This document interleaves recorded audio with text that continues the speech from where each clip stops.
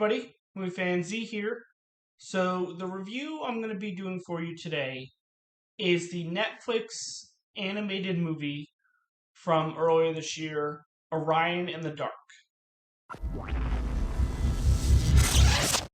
So in this movie, you are introduced to Orion, an 11-year-old kid who is afraid of everything, including the dark.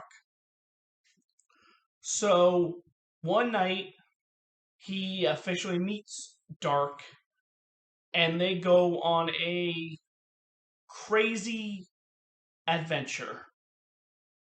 And Dark basically shows him what he does. And along the way, he meets other night entities, and it just a lot goes on in this movie. So this movie is directed by Sean Charmatz, and here's a list of characters. Orion is voiced by Jacob Tremblay. Dark is voiced by Paul Walter Hauser. Some of the other night entities that you meet, Sweet Dreams is voiced by Angela Bassett. You have Quiet, voiced by Aparna Nancherla. You have Unexplained Noises, voiced by Golda Hoovel. You have Sleep, voiced by Natasha Dimitriou. You have Insomnia, voiced by Nate Faxon. And you have Light, voiced by Ike Barinholtz, which is the enemy of Dark.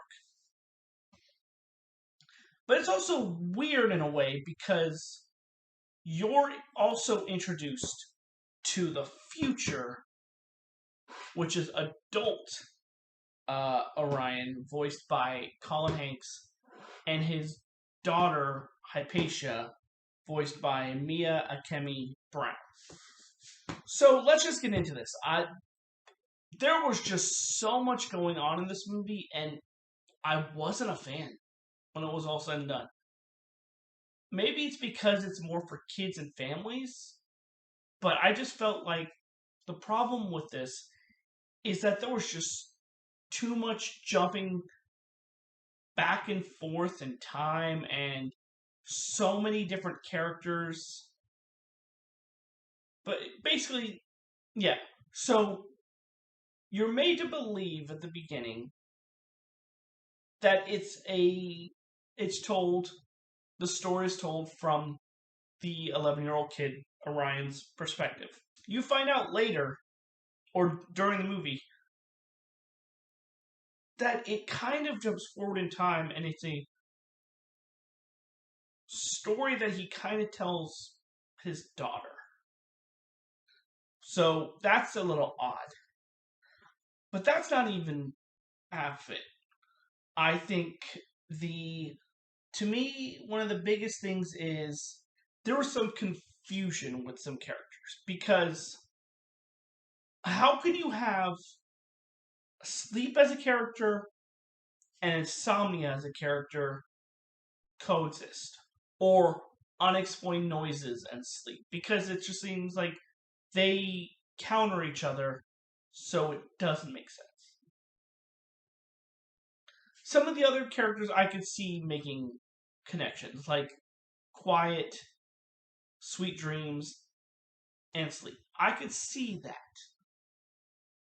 I don't think the writing and execution is really good. Like I said, it didn't have the flow that I thought it would.